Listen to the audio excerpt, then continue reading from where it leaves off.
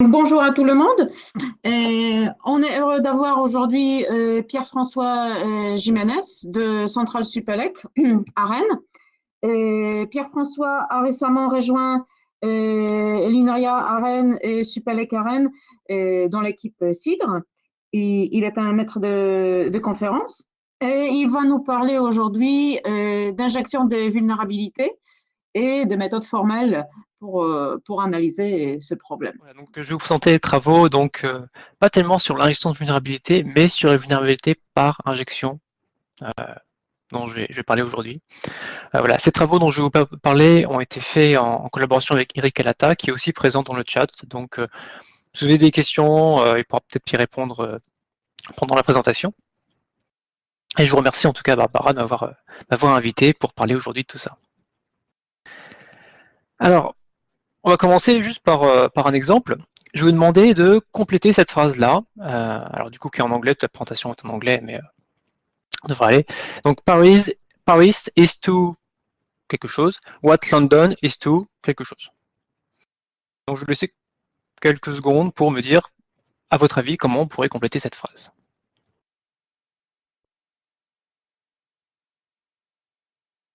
Effectivement, on a déjà plusieurs propositions qui sont à peu près toutes les mêmes, sauf celle de Pierre. Effectivement, le premier genre de questions qu'on va voir, c'est par exemple, effectivement, vous avez compris, cette phrase c'est une analogie en fait. Paris est à quelque chose, ce que Londres est à autre chose. Donc une des réponses instinctives, ça pourrait être par exemple la France et l'Angleterre. Donc la phrase serait Paris is to France, what London is to England. Et quand vous avez proposé cette solution, en fait c'est parce que vous avez compris ce que je voulais. Cette phrase est une analogie et je voulais la compléter de manière à ce qu'elle soit valide finalement, correcte sémantiquement. Mais si je donne un peu plus de temps, ou on peut regarder d'autres réponses, parfois il y a d'autres choses un peu plus bizarres. Par exemple, on aurait pu me répondre, dans le premier blanc, je mets all credit for you and that, et puis mis dans la deuxième partie, ce qui donne la phrase Paris is too crowded for you and that's what London is to me. Donc la phrase obtenue ainsi, elle est valide, c'est une phrase anglais valide, mais elle a complètement détourné le sens que au début je voulais lui insuffler. Et cette phrase pourrait être écrite non pas par les personnes qui ont compris ce que je voulais faire, mais qui connaissent un peu les attaques par injection. Alors, qu'est-ce qu'une attaque par injection? Pour donner une définition simple, c'est globalement une attaque qui utilise une entrée utilisateur pour modifier la sémantique, la signification d'une phrase, d'une requête, de quelque chose. Deux exemples supplémentaires. Une affiche devant un cinéma en Bretagne où c'est écrit « Le voyage de Dolittle est annulé ». Donc là, le propriétaire du cinéma a rajouté « est annulé » à la fin et c'est une attaque par injection parce que le sens finalement de la phrase a complètement changé. Ce n'est plus le titre du film, c'est une remarque sur le confinement qu'on a. Et un autre exemple proposé par la RATP où Jules Geoffrin, du coup, c'est une station du métro parisien. Et ils ont rejeté en fait une campagne de pub pour le 1er avril, Amont avant et puis baiser après. Ce qui donne la phrase à mon Jules, j'offre un baiser. Donc en anglais, I give a kiss to my boyfriend. Donc là, ce sont deux exemples où des phrases ont été détournées en injectant des morceaux de phrases supplémentaires qui font que la sémantique, le sens, la signification de la phrase a complètement changé. Bon alors, ces exemples, sont rigolos, mais bon, ils n'ont pas forcément beaucoup de conséquences. Du coup, maintenant la question qu'on peut se poser, d'accord, mais en informatique, en développement logiciel, est-ce que ces attaques existent? Alors, vous connaissez probablement les attaques par injection SQL. Par exemple, si un développeur écrit une requête d'authentification select ID from user where login égale un blanc et password égale un autre blanc, le développeur s'attend à ce que dans le premier blanc, l'utilisateur mette son login et dans le deuxième son mot de passe. Néanmoins, si l'utilisateur entre admin dans le login et quote or 1 égale 1 dans la deuxième partie, on obtient la phrase suivante, la requête SQL suivante, select ID from user where login equal admin and password égale chaîne de caractères vide ou 1 égale 1. Ce qui fait qu'en fait, la deuxième partie de la condition, password égale vide ou 1 égale 1, ça devient une tautologie. Ce qui fait que finalement, la vérification du mot de passe n'est plus effectuée. Et donc, l'accès est donné à l'attaquant, même s'il n'a jamais connu le password, le mot de passe de l'utilisateur. Alors, ces attaques-là, SQL, sont vraiment très connues, mais en fait, finalement, les attaques par injection touchent beaucoup plus de langages que ça. Ça peut toucher, par exemple, les lignes de commande OS, donc par exemple, une commande Windows, du Bash. Ça intervient aussi dans les langages interprétés, donc par exemple le JavaScript avec les failles XSS ou même Python. Ça peut également impacter des formats de fichiers ou de données, comme le JSON ou l'XML, des protocoles comme les injections dans les headers SMTP ou LDAP. Et enfin, on peut également avoir des injections dans des langages de balisage comme le HTML et le CSS. Donc finalement, les injections concernent beaucoup plus de systèmes que juste de bases de données qui utilisent SQL. Du coup, je propose un petit peu de réfléchir à quel type de systèmes sont vulnérables à ces attaques par injection. Donc, beaucoup de systèmes reçoivent en fait des ordres et les exécutent. Par exemple, votre navigateur, il va recevoir une page internet, il va l'afficher et il va également exécuter des scripts qui sont contenus dedans. Une base de données va recevoir une requête, par exemple SQL, et va l'appliquer sur ces données. Puis un robot pourrait recevoir des ordres via un protocole réseau. Quand ces instructions sont structurées, par exemple avec un langage de requête comme le SQL ou un protocole ou autre chose, on peut avoir des vulnérabilités. En effet, généralement, ce qui se fait, c'est que les entrées utilisateurs sont simplement concaténées à une partie qui a été écrite par le développeur pour donner la requête, et cette concaténation de l'entrée utilisateur dans un template qui va donner lieu à des vulnérabilités par injection. Alors, les injections sont vraiment une menace très sérieuse pour beaucoup de systèmes. C'est la première menace pour les services web selon OWASP. Et ça apparaît également 3 fois dans le top 25 des erreurs de développement logiciel les plus dangereuses. Donc les injections, effectivement, sont reconnues comme une vulnérabilité très sérieuse. Alors, cette présentation va porter sur un peu 2 axes. Déjà, je vais vous présenter un peu une approche formelle de cette problématique de la vulnérabilité par injection. On va s'appuyer sur la théorie des langages formels. On va d'abord définir qu'est-ce que c'est vraiment qu'une attaque par injection formellement.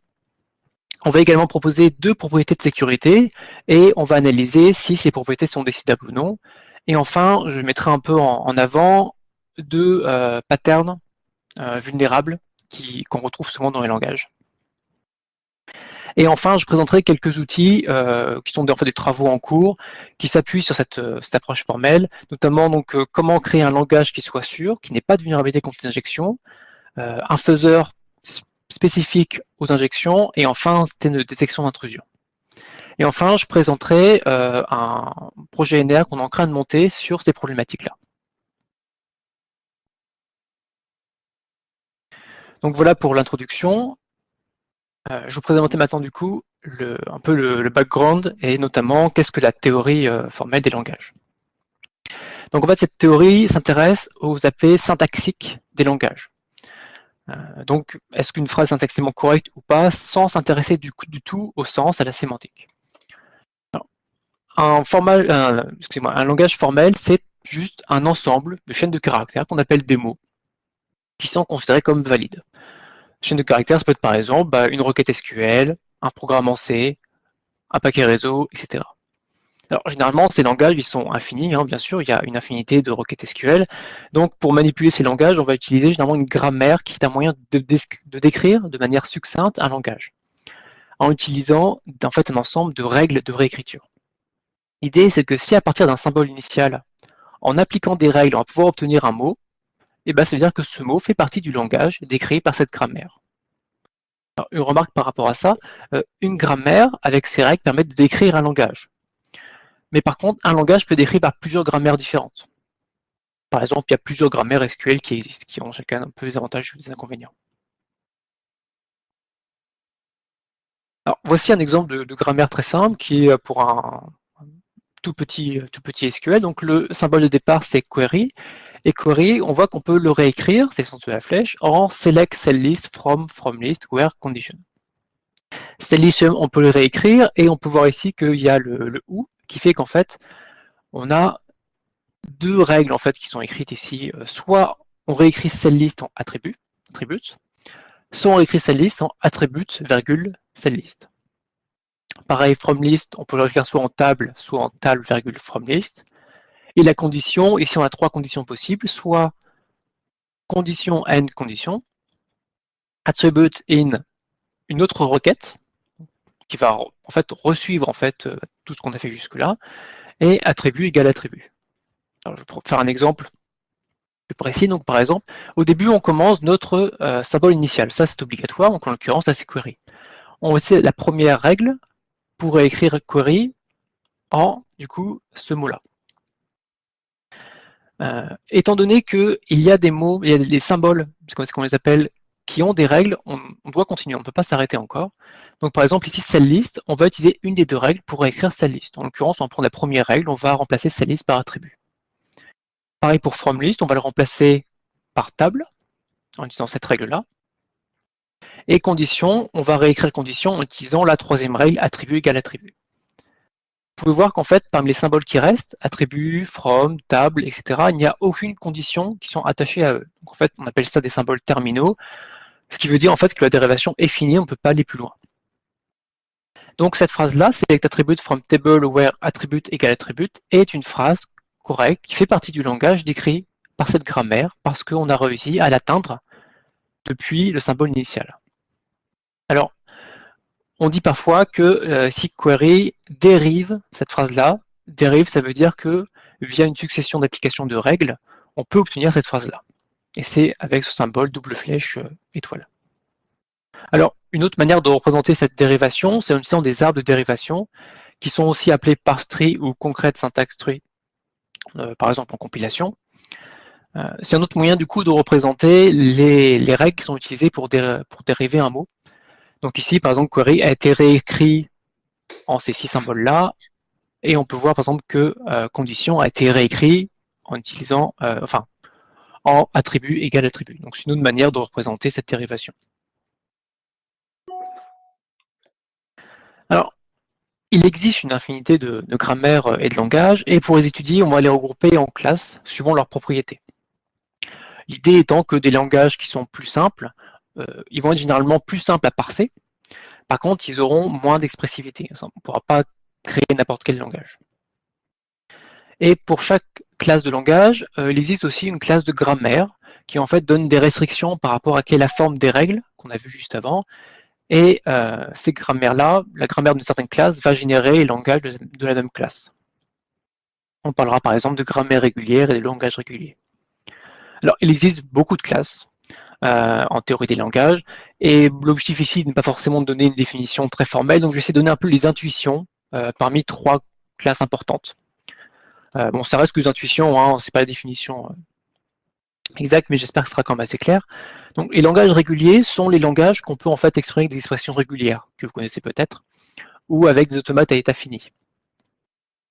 Un peu plus complexe, on a les langages déterministes, qui ont l'avantage de pouvoir être parsés en temps linéaire. Donc il y a beaucoup de langages de programmation, par exemple, qui sont déterministes, ou qui ont une partie déterministe. Et enfin, la plus grande classe auquel on va s'intéresser aujourd'hui sont les langages context-free. Pour faire simple, sur le langage dont les mots ont des arbres de dérivation que j'ai présentés avant. Alors, ce n'est pas le cas pour tous les langages, donc langages plus complexes que ça. Par exemple, si vous avez un langage avec un checksum qui apparaît dans le langage, ce checksum dépend d'absolument tout ce qui est déjà dérivé. Alors que dans un langage context-free, il y a le côté où chaque règle peut être utilisée n'importe où, sans prendre en compte justement le contexte. Donc maintenant que j'ai présenté un petit peu la théorie des langages formels, je voudrais un peu plus exactement comment est-ce qu'on formalise qu'est-ce qu'une injection, qu'est-ce qu'une attaque par injection, et je vais présenter les propriétés de sécurité qu'on en tire.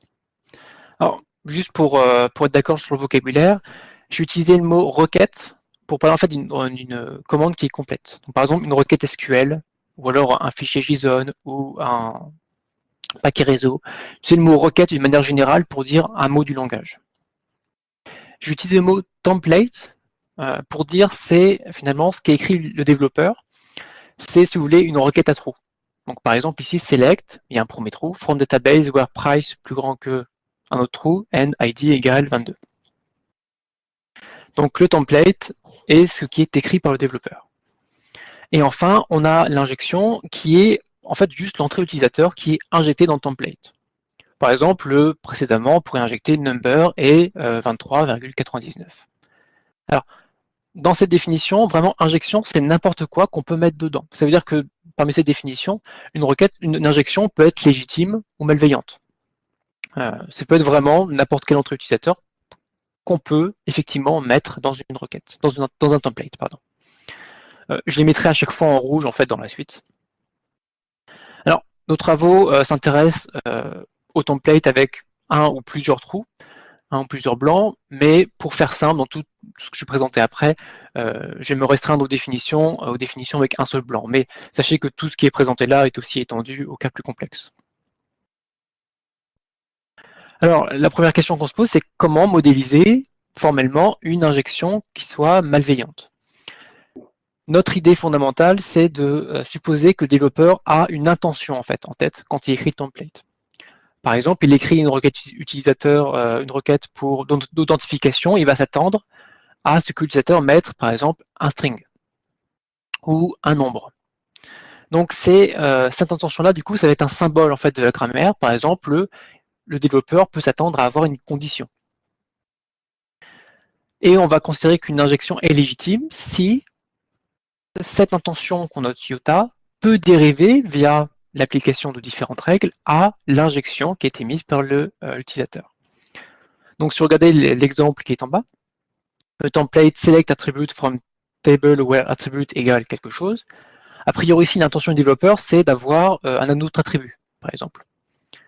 Mais si l'entrée utilisateur est attribute and attribute equal attribute, on ne peut pas, à partir d'attributs ici, via des règles, obtenir cette phrase-là. Ce qui veut donc dire que cette injection est malveillante.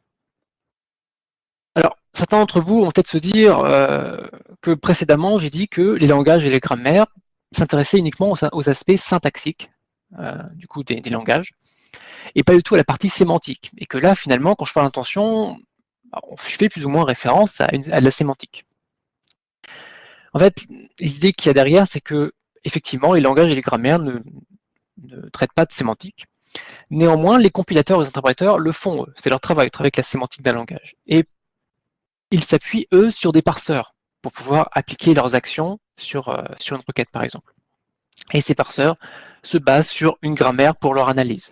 Donc finalement, même si les grammaires, par définition, a priori, n'ont aucun rapport avec la sémantique, dans les faits, les grammaires ont quand même une part assez importante de sens parce que ça aide simplement les parseurs et les compilateurs et interpréteurs à faire leur travail après de sémantique.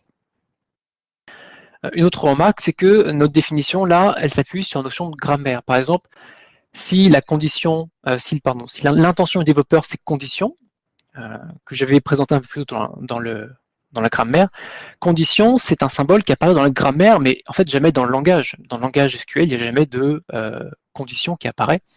C'est une notion plus haut niveau qui apparaît dans la grammaire. Donc cette définition dépend d'une grammaire. Ce qui veut dire potentiellement qu'un langage peut être, une injection peut être malveillante ou pas suivant la grammaire. On en parlera un petit peu après tout ça. Donc maintenant que j'ai défini comment est-ce qu'on définit une injection malveillante, on va s'intéresser à la question suivante. Si j'ai un template écrit par un utilisateur, un développeur, EDPS, alors PS en fait parce que P c'est le préfixe, c'est la partie qui a avant le blanc, et S c'est la partie suffixe, la partie qui a après le blanc. Donc ce template-là, à quelles conditions est-ce qu'on peut être sûr qu'il n'accepte que des injections qui sont légitimes? Alors pour ça, on va définir deux ensembles. On va d'abord définir l'ensemble de toutes les injections possibles. En fait, c'est tous les mots ici, les injections W, tels que, une fois que c'est concaténé avec le template, donc PWS, c'est un mot du langage. Donc c'est tout ce qu'il est possible de mettre dans le template de manière à ce que la phrase qu'on obtienne soit syntaxiquement correcte. Et on va également définir l'ensemble des injections qui sont attendues par le développeur. C'est l'ensemble des injections qui peuvent en fait être réécrites. Enfin, dont l'intention peut donner cette entrée utilisateur via l'utilisation de règles.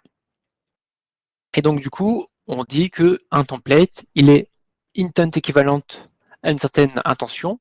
Si, eh bien déjà, l'intention, elle peut effectivement apparaître dans ce template à cet endroit-là, et si l'ensemble des injections qui mènent à des phrases syntaxiquement correctes est exactement égal à l'ensemble des injections qui sont explicables par l'intention du développeur. Autrement dit, tout ce qui mène à des requêtes valides est attendu par le développeur. Donc, cette définition-là s'intéresse à la sécurité d'un seul template, mais on pourrait également essayer d'étendre ça à la notion de grammaire. Est-ce que, à quelles conditions une grammaire peut générer uniquement des templates qui soient intent équivalentes? Autrement dit, à quelles conditions une grammaire,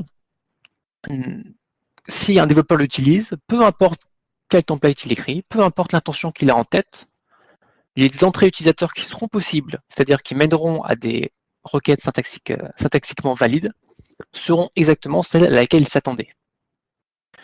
Donc pour ça, on va définir l'ensemble des injections dans une grammaire en entier. Donc par exemple, pour une certaine intention iota.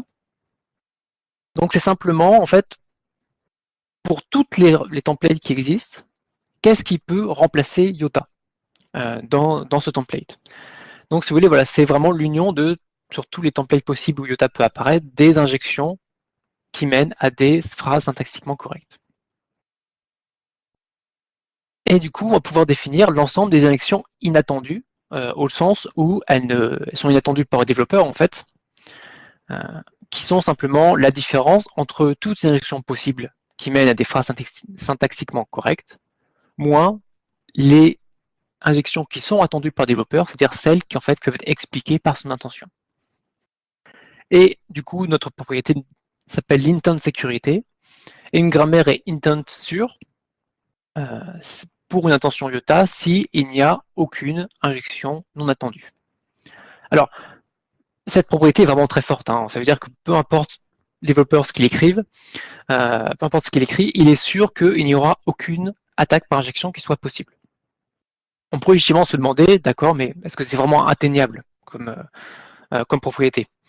Alors, je vais donner ici un petit exemple assez simple, et après je donnerai un d'une grammaire plus complexe, mais du coup, oui, c'est une propriété qui est possible, qui peut être atteinte.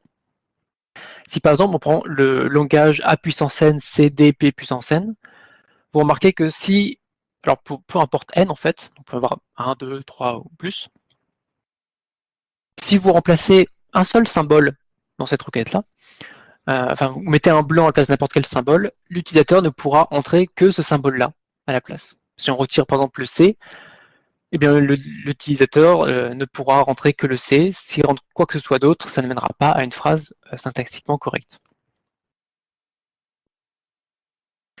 Alors, cette définition de sécurité, elle est liée à une grammaire dont j'ai parlé, parce que notre notion d'intention est liée à la grammaire. Mais on pourrait essayer d'étendre cette définition-là au langage. Existe-t-il, par exemple, des langages qui soient intrinsèquement sûrs?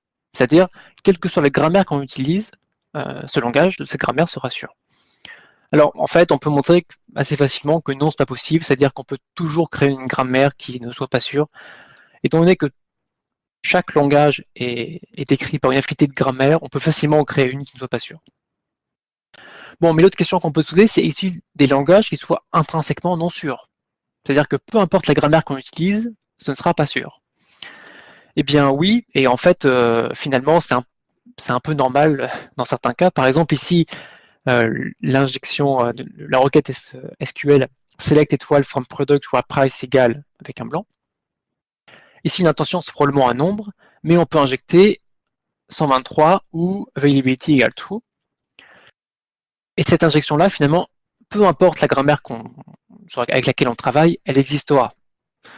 Donc, ceci montre que le SQL, il est intrinsèquement non sûr, ce qui paraît quelque chose d'assez intuitif, parce que c'est quand même bizarre que le SQL, si on avait pu trouver une grammaire qui soit sûre, ça aurait vraiment montré peut-être un problème dans la définition, mais là non, effectivement, on est sûr que toutes les grammaires qui décrivent le SQL, aucune ne sera sûre.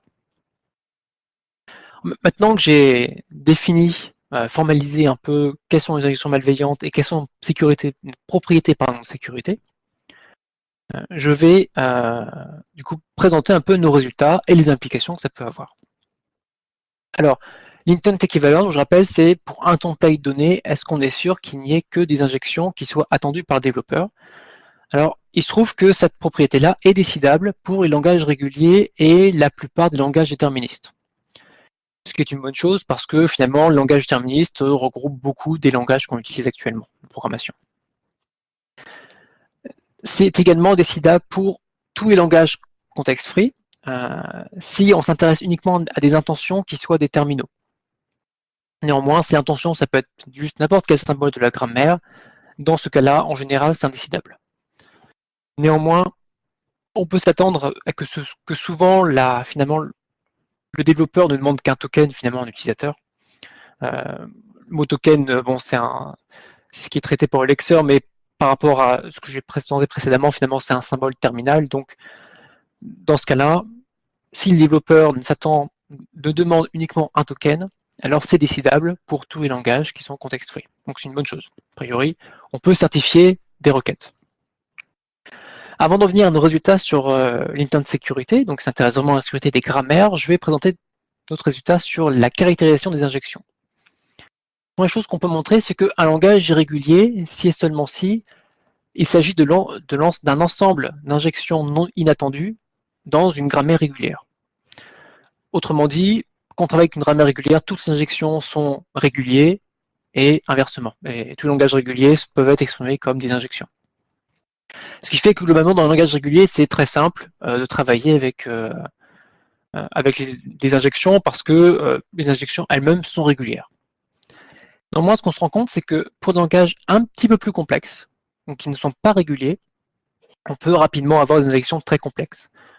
Par exemple, on peut avoir des grammaires LL1 qui sont une sorte de grammaire déterministe qui sont assez simples. On a un exemple où ces grammaires a des injections qui ne sont pas contexte-free, qui sont contexte-sensitive, donc c'est-à-dire qui sont complexes à analyser.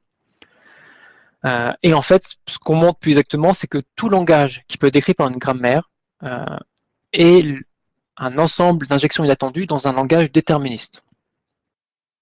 Autrement dit, le langage déterministe peut avoir des injections excessivement complexes, ce qui veut dire que ça va être très difficile de vérifier formellement si une grammaire complète est sûre.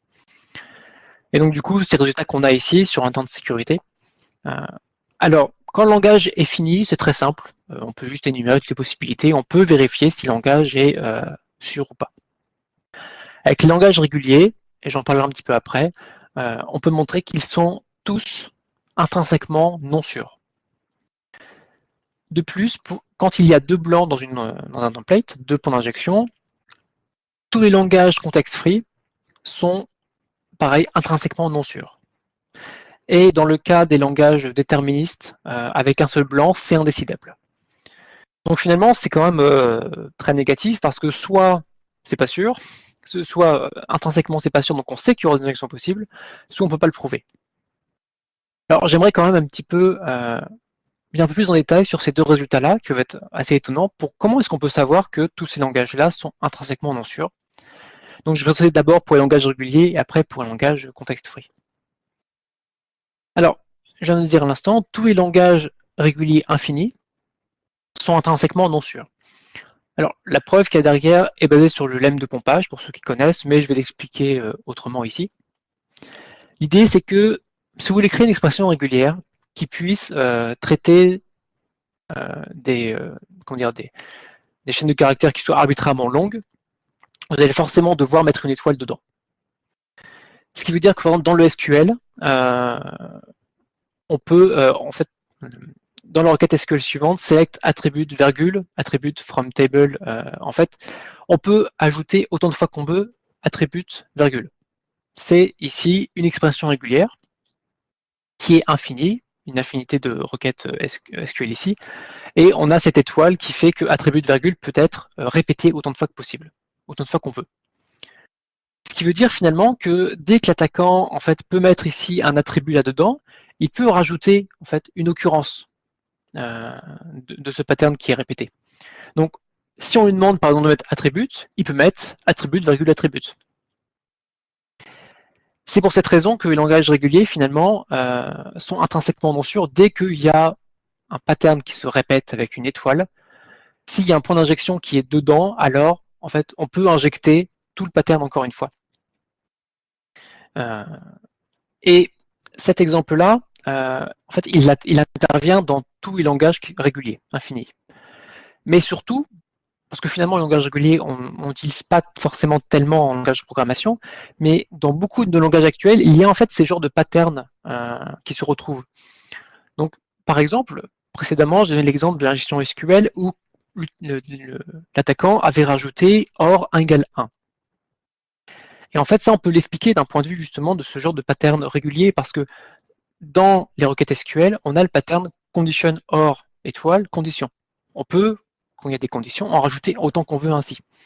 Et c'est ce qui fait que l'attaquant ici a pu facilement rajouter, faire cette attaque, parce qu'il a pu juste rajouter un condition OR finalement dans la requête totale.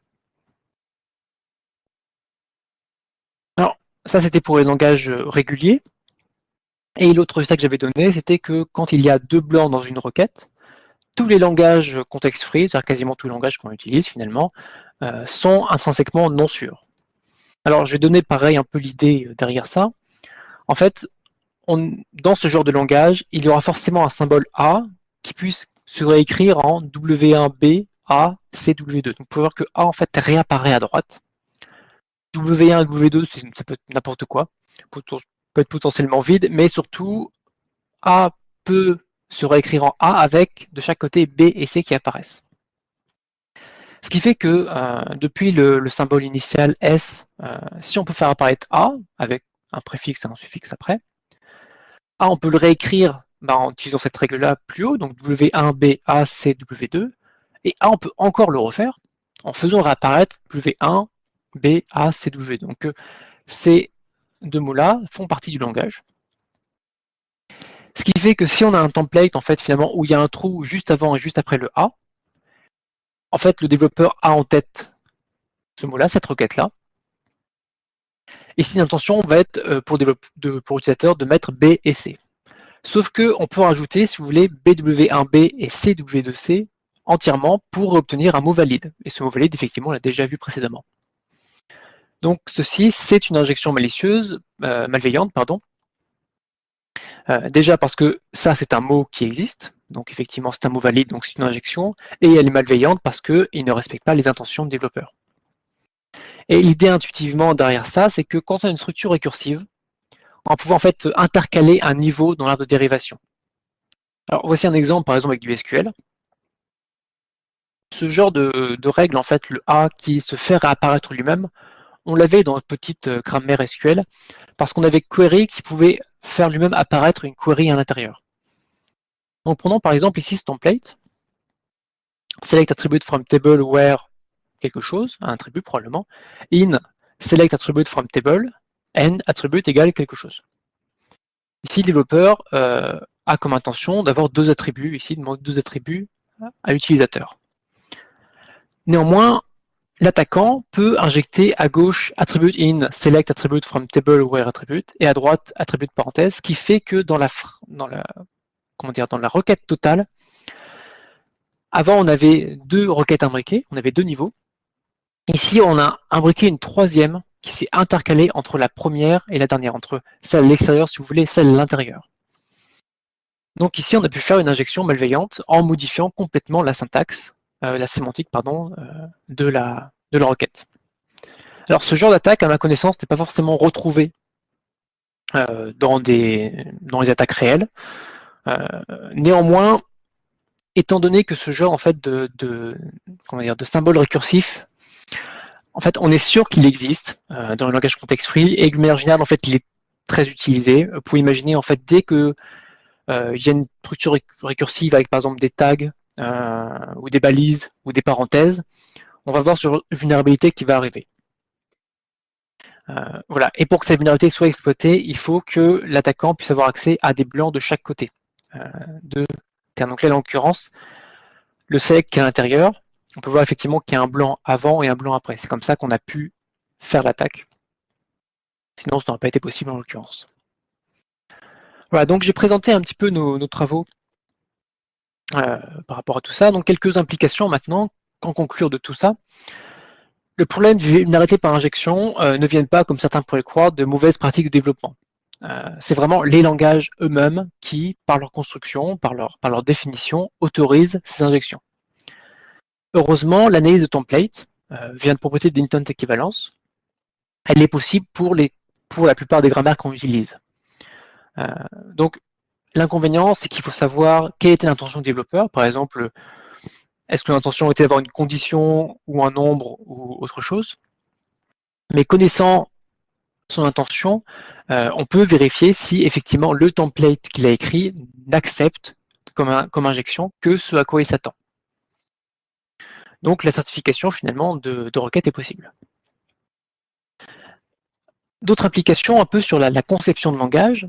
Alors déjà c'est possible, et on en parlera un petit peu plus tard, même si pas forcément évident, d'avoir des langages qui soient intent secure, donc qui ne produisent que des templates qui soient intent équivalentes. Ce qu'on remarque, c'est que des langages simples ne sont pas plus sûrs. Au contraire, les langages réguliers, quand ils sont infinis, on est sûr qu'ils ne sont pas sûrs parce qu'il y a cette structure avec étoile qui fait que l'attaquant peut pomper finalement le pattern. D'autre part, les langages context-free, ils ont ce genre de structure récursive dont j'ai parlé avant, et s'il y a des blancs qui apparaissent de chaque côté de cette structure, on pourra avoir des attaques. Peut-être que des langages plus complexes, qui ne soient pas contexte-free mais qui soient contexte-sensitifs, pourraient être sûrs avec 2 blancs en plus. Là, c'est encore une ligne de recherche qu'il faut qu'on étudie. Et finalement, ce que je conclue de tout ça, finalement, c'est si vous devez construire un langage, un DSL par exemple, et vous êtes entre un langage fini ou un langage régulier, et que potentiellement vous pouvez avoir des entrées utilisateurs qui vont être inclus dans ces requêtes, les langages finis sont certainement le plus sûr. Parce que c'est très simple de vérifier un template ou si le langage lui-même est sûr. Donc, voici nos résultats sur nos deux propriétés de sécurité, donc l'intent équivalence et l'intent sécurité. Je vais maintenant présenter d'autres projets qu'on est en train de mener, qui sont un peu à la suite de ceci, et je vais également présenter nos différents projets. Alors, ce sont des travaux en cours, donc notamment le premier axe de recherche, c'est comment concevoir un langage qui soit intent secure. On l'a vu précédemment, certifier qu'un langage existant est intent secure, c'est compliqué, parce que soit on sait que c'est pas possible, ils sont pas sûrs, soit c'est indécidable. Du coup, on s'est posé la question, mais d'accord, mais si on devait construire un langage, est-ce qu'on pourrait trouver des conditions suffisantes pour que ce langage soit sûr? Et auquel cas, à quoi ressemblerait ce langage? Est-ce que le langage, il ne ressemblera à rien qu'on connaisse et du coup serait difficile pour un développeur de l'apprendre? Ou au contraire, est-ce que juste avec quelques ajustements, on pourrait obtenir un langage sûr? Alors, on a trouvé différentes conditions suffisantes et conditions nécessaires. Alors, on ne peut pas trouver conditions à la fois nécessaires et suffisantes parce que, étant donné que c'est indécidable, ces conditions nécessaires et insuffisantes ne seraient pas elles-mêmes vérifiables, donc ça ne serait pas utile. Donc, par exemple, une condition nécessaire, c'est qu'on ne peut pas avoir dans une grammaire qui soit sûre des règles de la forme A donne alpha, B, bêta et alpha donne alpha, delta, bêta. Parce que dans un template, on pourra remplacer B par delta, par exemple. Une condition suffisante, un peu plus technique celle-ci, c'est que si vous avez une grammaire qui est à la fois LL de 1, RR de 1, dans chacun de ces ensembles d'injections attendues, soit préfixe free et suffixe free, et s'il n'y a pas de règle de la forme A donne B, avec juste un symbole de part et d'autre, alors cette grammaire est sûre pour un point d'injection avec pour les intentions qui sont de longueur 1. Et en fait, c'est ce qu'on a fait en faisant une sorte de preuve de concept, en créant un langage qui soit une variation du SQL, mais qui soit sûr pour un point d'injection. Donc, ce langage s'appelle SQL, et vous pouvez voir ici la requête SQL, une requête SQL classique, et sa variation en SQL. Donc, globalement, la syntaxe est conservée, mais on a dû ajouter des tags supplémentaires ici. Vous pouvez voir ici des chevrons et des crochets. Parce que sinon, on a cette structure régulière qui fait que, par exemple, select, on peut en rajouter autant de fois qu'on veut, virgule, attribut, virgule, attribut. Donc, on doit en retirer cette vulnérabilité, et pour cela, on le fait en ajoutant ce genre de tag récursif. Donc ça, c'est un projet qui est en cours. Alors, ce langage, il est contexte free, ce qui veut dire qu'on sait qu'il ne sera pas sûr avec 2 points d'injection. Donc, on n'est pas forcément satisfait de ça encore, donc on va étendre nos définitions au langage probablement contexte sensitif, donc plus complexe que les contextes free. Alors notre remarque, c'est que notre langage sécurel, il est sûr pour une injection n'importe où finalement. Si une injection ici dans le mot-clé from, si on demande à l'utilisateur de mettre le mot-clé from, alors on est sûr qu'il ne pourra rien mettre de malveillant. Bon, dans les faits, dans une application réelle, on n'a pas besoin d'avoir autant de contraintes. On sait plus ou moins quelles vont être les intentions des développeurs. Donc ici, probablement que la propriété de sécurité est un peu trop forte. Donc potentiellement, on pourrait réduire et s'intéresser uniquement à être intent secure pour certains symboles, certaines intentions. Voilà, donc on est actuellement en train de chercher pour un cas réel d'étude. Donc si vous êtes en train de développer, vous avez besoin de développer un DSL et qui pourrait bénéficier d'être sûr et certifiable, contactez-nous. Un autre projet que je mène, c'est un fuzzer pour injection en boîte noire. Alors un fuzzer, c'est un outil de test qui envoie les entrées utilisateurs à un système pour trouver ses vulnérabilités. Il y a plein de fuzzers qui existent. Certains sont focalisés sur les injections, mais il y en a très peu. Par exemple, il y a SQLmap, qui est du coup spécialisé pour les SQL. Et l'idée derrière notre outil, c'est que quand la grammaire est connue, par exemple grammaire SQL, est connue, et que le template est connu, c'est très simple algorithmiquement en fait, de calculer l'ensemble des injections possibles. On fait un quotient de chaque côté, c'est très facile. Donc on peut facilement savoir tout ce qui est injectable. Bien sûr, dans un cas réel, généralement, on ne connaît pas le template. C'est la difficulté. En cas boîte noire, on ne sait pas. Par exemple, pour du pentest de requête SQL, on ne connaît pas on n'a pas forcément accès au code source. Du coup, nous proposons Poirot, c'est un faiseur d'injection en boîte noire qui est universel au sens où il fonctionne pour n'importe quelle grammaire, qui en fait va envoyer des injections et qui, suivant si l'injection mène à une phrase qui est syntaxiquement valide ou pas, va inférer le template. Donc en fait, derrière, c'est basé sur une recherche avec un nightwalk, un algorithme classique de résolution de problème, qui est guidé par une heuristique, ce qui permet en fait d'avoir des certaines garanties théoriques. S'il y a une injection malveillante, on va la trouver, on est sûr. Alors on a fait expérience avec différents langages, donc ça fonctionne bien sur des langages assez simples comme LDAP, XML et SMTP. On a pu retrouver des injections aux attaques classiques en format boîte noire. Néanmoins, avec SQL, pour l'instant, on est pour une performance que SQL est un langage complexe, forcément, et on a besoin en fait de donner à Poirot des informations sur finalement quel genre de requêtes typiques sont écrites par le développeur, parce que s'il considère absolument toutes les requêtes possibles, en fait, la complexité explose, malheureusement. Donc, c'est toujours un travail en cours. Un dernier projet sur lequel je travaille, c'est un système de détection intrusion. Alors, bien sûr, des systèmes de détection intrusion existent, mais généralement, ils ne sont pas beaucoup utilisés. Par exemple, que c'est les requêtes préparées, bon, c'est pas un système de détection intrusion, mais c'est un outil de protection contre les injections SQL. Les requêtes préparées, ça marche très bien. Et pourtant, il y a toujours plein d'attaques par injection. Pourquoi? Parce que généralement, les développeurs, soit ils ne savent pas utiliser les requêtes préparées, soit ils ne savent même pas que ça existe, soit ils ne sont pas sensibilisés aux problèmes de sécurité, soit juste ils n'ont pas le temps de faire ça correctement. Donc, tout ça fait que des outils existent, mais ne sont pas forcément beaucoup utilisés, tous ces problèmes-là. Notre idée, c'est de proposer un IDS qui soit en fait le plus plug and play possible, c'est-à-dire avec un minimum d'interaction et de configuration. C'est-à-dire qu'on fait l'hypothèse qu'on n'a pas accès au code source et on ne peut pas teinter les templates. Donc, cet IDS, en fait, est un proxy qu'on va placer entre le back-end et la base de données.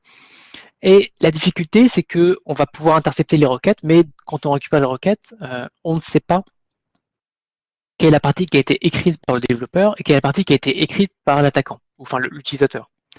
C'est vraiment ça la difficulté finalement. Étant donné qu'on s'interdit de modifier le code source où on pourrait teinter. Donc du coup, ce qu'on fait en fait, c'est que dans l'environnement de développement, on va inférer les templates et les intentions des développeurs en regardant les requêtes qui passent. Et étant donné qu'on est dans un environnement de développement, a priori, les requêtes qui passent sont légitimes, il n'y a pas d'attaque. Et par contre, dans l'environnement de production, on va vérifier les requêtes qui passent avec les templates qui ont été appris, de manière à pouvoir lever une alerte ou potentiellement juste empêcher la requête d'atteindre la base de données. Donc, c'est un projet en cours, on n'a pas encore d'expérience expérimentale malheureusement. Voilà. Et enfin, donc là j'ai présenté juste quelques idées, quelques projets qu'on a en cours, mais on pense globalement que l'étude formelle des attaques par injection ouvre pas mal de champs de recherche. Donc on aimerait proposer un projet NR à la fin de l'année. Et je vais vous présenter rapidement actuellement quelles sont nos idées par rapport à ça. Donc l'objectif, c'est de fournir une boîte à outils à la fois méthodologique et technique pour prévenir, identifier et empêcher des menaces d'injection dans un système qui soit vulnérable. Alors, parmi les différentes pistes de recherche, déjà, on pourrait élargir le champ des injections qu'on traite. Jusque-là, j'ai parlé d'injections où on faisait des concaténations. C'était là, en fait, d'où venait l'injection était faite par concaténation. Mais on peut imaginer d'autres systèmes où l'injection se fait autrement. Par exemple, dans les attaques par buffer overflow, concrètement, on a une entrée utilisateur qui est inscrite dans la mémoire RAM du programme, mais ça ne se fait pas par insertion, par concaténation, mais pas par réécriture de ce qu'il y a déjà dans la pile. Donc potentiellement s'intéresser à comment étendre nos travaux à ces types d'injections. On pourrait également tirer parti du coup de langages qui soient plus complexes. Donc j'ai parlé plusieurs fois de langages sensibles au contexte, qui vont avoir de bonnes propriétés. Un troisième axe de recherche, c'est vraiment d'essayer d'intégrer la sémantique opérationnelle à notre framework et potentiellement à des outils du coup. Parce que jusque-là, on fait l'hypothèse que la syntaxe est liée à la sémantique parce que la grammaire n'est pas choisie n'importe comment, elle est choisie pour les parseurs qui, eux, soutiennent les compilateurs et les interpréteurs. Néanmoins, comment intégrer dans nos outils directement de la sémantique c'est la question ouverte. Et une dernière possibilité, c'est le fait dans la direction du second ordre, par exemple, ou de manière générale, qui vont passer via différents systèmes, différentes injections, jusqu'à arriver jusqu'à l'interpréteur final. Donc, comment prendre en compte ce genre de vulnérabilité. Donc, pour l'instant, nous sommes 4 enseignants-chercheurs sur ce projet, donc de différentes écoles. En conclusion, donc les vulnérabilités par injection ne sont pas spécifiques au SQL, qui sont très connus, mais en fait sont présents dans plein de langages. En fait, peuvent être présents potentiellement dans tout système qui traite des entrées utilisateurs au sein de données structurées comme des protocoles ou des langages.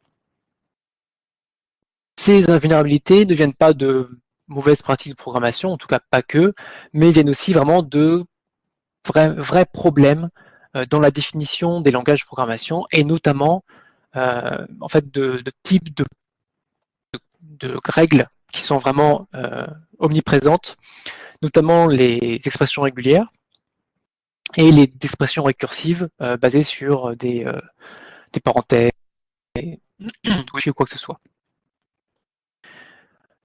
Clairement, de nouveaux outils sont possibles pour détecter, réduire et limiter du coup ces vulnérabilités.